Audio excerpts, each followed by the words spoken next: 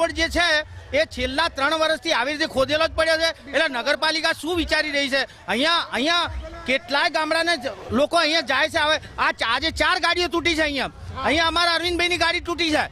આરિયર ગાડી, નવી ગાડી 22 લાખ રૂપિયાની ગાડી છે. એનો ખર્ચો કોણ હાલશે? નગરપાલિકા હાલશે? આ શું સમજી રહ્યા છે? અહીંયા લોકો રહે છે.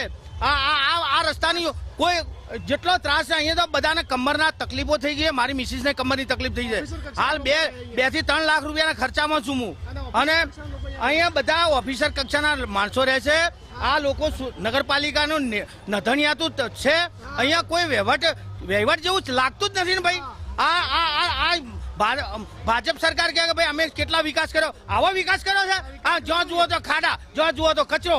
અને આ જે ખાડો આજે જ પડ્યો છે એમાં જે ગાડીઓ જે કઈ 2-3 ફસાઈ હતી એ તો મીડિયાવાળાને અમે બતાવી નથી. ગાડીને ઉભેલી આ સામે જ પડી છે 3 ગાડીઓ. જુઓ આ ભાઈ કેમેરાવાળાને કે પેલી ગાડીઓ બતાવજો.